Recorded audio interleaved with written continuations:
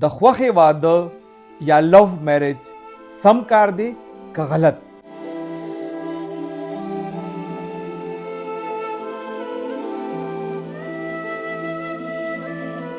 دا ور راغلیو او دلته ورسره ډیرو خوشا کې او دی له بتلو راتلو.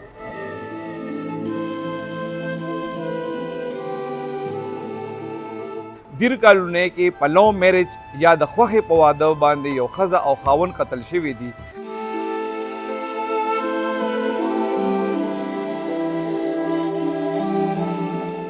بسم الله الرحمن الرحیم. السلام علیکم. زیم کیسر خان او تاسو ګورئ کرائم کہانی. ګرانو مرګرو، د رحمان بابا تاڼې په حدود دیر کالونه کې په لو میرج یا د خوښې په واده باندې یو ښځه او خاوند قتل شوي دي.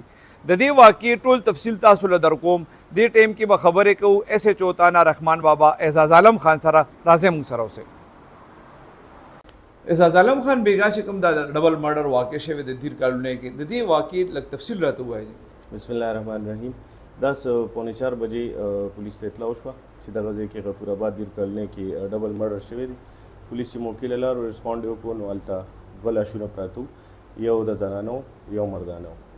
طارق کمپلیننټ و، هغه موږ ته رپورټ وکړو په هغه ټایم باندې چې دا یو زما رور دی، عدنان نومې دی، په عمر 20-21 سال، او دا بله زما بابي ده، د دې تقریبا 18-19 سال عمر دی. دی په خوښه باندې واده کړی و تقریبا یو کال مخکې. په دغه دوران دی بیا خپلو منځ کې د فیملیز کلیشز راغلي وو په هغې باندې. د هغې نه مخکې د دې څه راضینامه هم شوې وه. د دې دا چونکې د مقتول او مدعي چې دی دا رونه دي او د دغې چې ده د زنانه دی د ماما لور ده. د دې کې چې کوم ملزم راغلی دی په خپل ماما باندې دعوه کړې ده چې هغه درې څلور ورځې پهله دې کار راغلی او هغه ډزې دا کړي دي، هغې دا دواړه ویشتي. نو دې کوم ماما دی؟ جینۍ پلار دی که د جینۍ تره دی؟ نه جی، دا د جینۍ تره دی.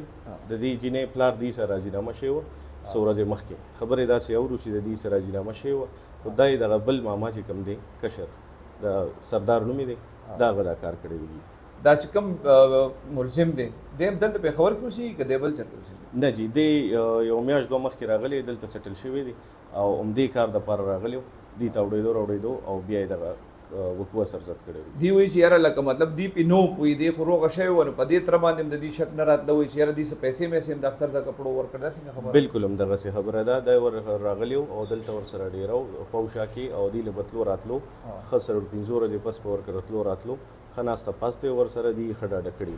د اختر د کپړو خبره؟ بلکل د اختر د کپړې موله داسې اورېدو کې راځي چې دی وله څه پیسې میسې هم ورکړې وي، هم د دې دپاره چې لکه دا ټرمز ورسره ښه ښکاره کړي. بیسیکلی دا خلک د کم ځای دی او دا وقوع دیر کالونه کې شوی دی؟ بیسیکلی دا دی د کورمې، دا هلک چې دی دا د کورمې دی او د ده دا مور چې ده د افغانۍ ده. دا هلک کار څه کوي چې دا چې کوم دا هلک نانبایي و بیسیکلی. دې کې د ملزم تښتېدلی دی؟ بلکل ملزم تښتېدلی. د هغې د خلاف کم دفعاتو لاندې اف آی آر شوی دی؟ د هغې د غیرت په نامه باندې د قتل دفعات پکې شامل شوي دي. اوسه پورې دې کې پولیس څه کاروایي کړې ده؟ په دې کې ډفرنټ انګلز باندې په دې باندې کار روان دی. مختلف ذریعو نه معلومات حاصلو چونکې دا وقوع اوس شوې ده، نو له هغې خپل معاملاتو کې انګیج دي. هغې نه پس په دې سره فردر ډیټیل باندې خبرې اترې کوو، انشاءالله ملزم ته به ځان رسوو. دې واردات کې اسلحه چې کوم د هغه څه شی استعمال شوی دی؟ په دې کې 30 بور پسټل استعمال شوی دی. 30 بور خولونه موږ ریکور کړي د موقع نه. د پولیس نور دې ټایم کې څه کاروایي وي؟ لاشونه بیا پوسټ مارټم؟ بلکل جی، دا لاشونه پوسټ مارټم له لیږي او بیا پراپر د هغې پوسټ مارټم چې کوم زموږ د طریقې کار دی په هغې باندې کار کېږي او د هغې نه پس لوایقین ته حواله کېږي د تقسیم دپاره. د ملزم د ګرفتارۍ تاسو څه وایئ چې انشاءالله امید دی چې ګرفتار به شي؟ ضرور انشاءالله ضرور. ګرانو ملګرو، د خوښې واده یا لو میرج سم کار دی که غلط؟ په دې بحث د ضرورت نشته. هر څوک عقل او پوهه لري او په دې پوهیږي چې هغه له څه کول پکار دي.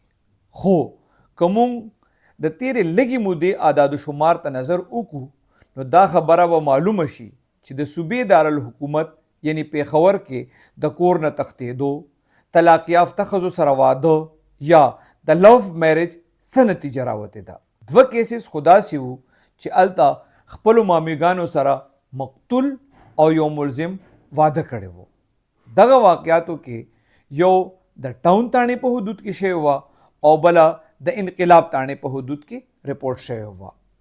همداسې د بالا ماڼۍ تاڼې په حدود کې کوهستان نه یو جنۍ راغلې وه. دا د کور نه راتښتېدلې وه او دلته یې یو تن سره د خوښې واده کړی و. هم هغه خاوند دغه ښځه بیا وجلې وه. بیا خپلې خواښې سره د واده کوونکي یو تن هم خپل سخر په ایما باندې د انقلاب تاڼې په حدود کې قتل شوی و. د لیډي کریف سکول ته مخامخ په موټرسایکل سواره ښځه خاوند هم په رڼا ورځ باندې وجلې شوي وو. دوی دواړو هم د خوښې واده کړی و. د ګلبهار تاڼې په حدود کې لو میرج کوونکي خاوند هم خپله ښځه ډیره په بې دردۍ قتل کړې وه او داسې نور هم ډیرې زیاتې واقعات شته.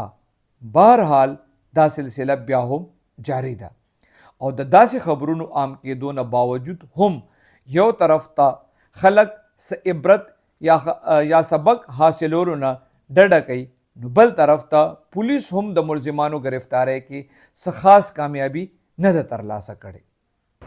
ګرانو مرګرو، د رحمان بابا تاڼې پولیس خپل انویسټیګیشن روان کړی دی، خو په پیښور کې د قتل مقاتلو په واقعاتو کې ډیره زیاته تیزی راغلی ده. دا صحیح ده چې دا ټول واقعات ذاتی مسلو یا ذاتی دشمنو په وجه باندې کیږي، خو ملزمان نیول د پولیس کار دی. الله دې باقي خیر پېښ.